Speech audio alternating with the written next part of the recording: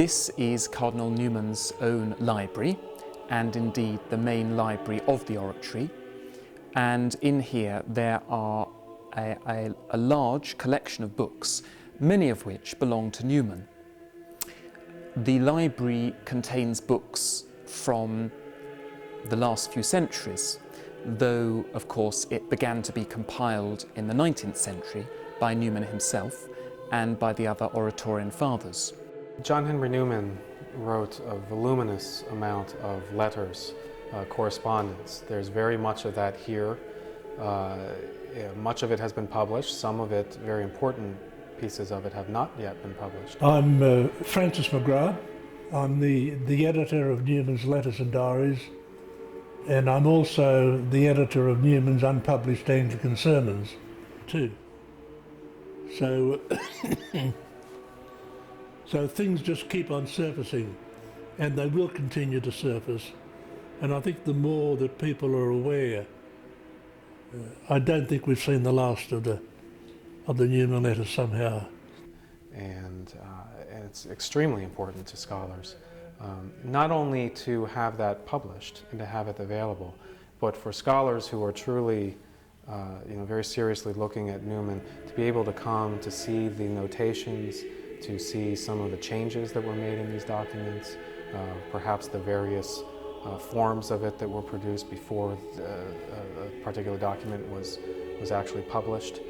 These are the sorts of things that will be available if we can preserve these documents, get them in an archivium, in a building where they're secure and safe and well preserved and available to scholars to come and to study. Get to know Newman and you realize that he is Marian.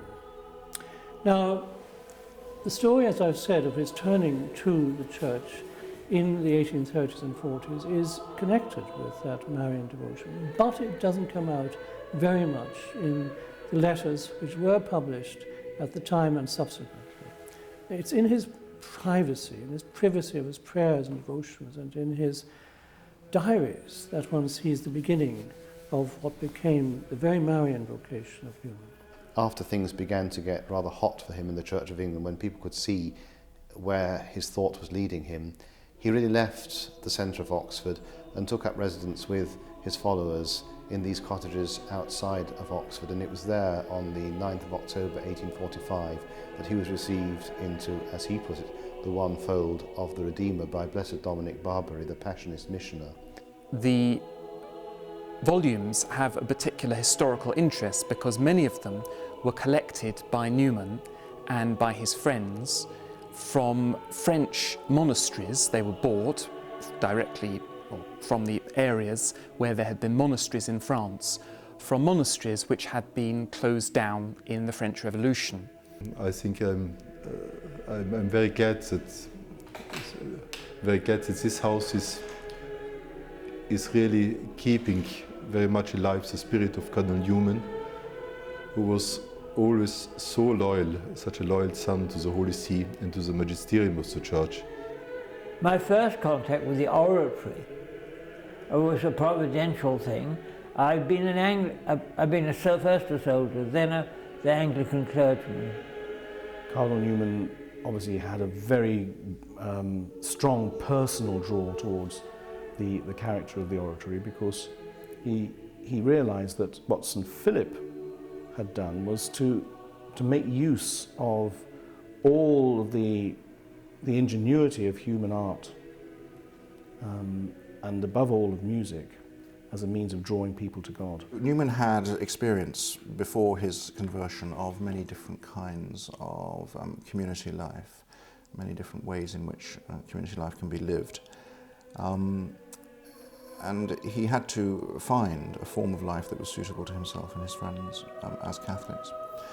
And of course he reviewed all the existing orders, including those with very strong intellectual traditions like the Dominicans. He looked at the Benedictines, he looked at the Jesuits. But he fastened on the oratory, which had not been in England until Newman brought it there in 1847.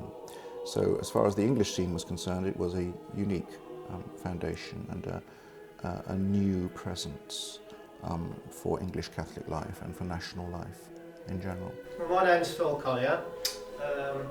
I've been doing bookbinding all my life. 38 years now I've been doing it. So this is a set of books here that's been taken out of the library.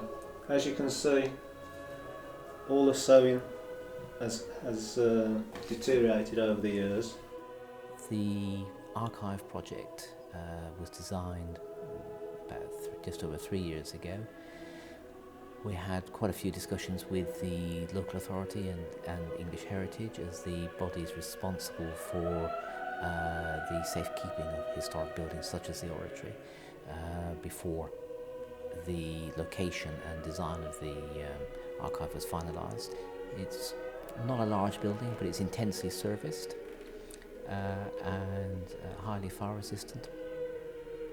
So that is to provide both the right conditions for the protection of the papers and artefacts, but also to safeguard against sort of fire and flood and so on. If it's possible to raise funds to help the fathers to build the archivium of Newman's writings, and also to build visitor center for all the visitors who will be expected after the beatification. This will be a great work, and I'm very grateful for everybody who can help.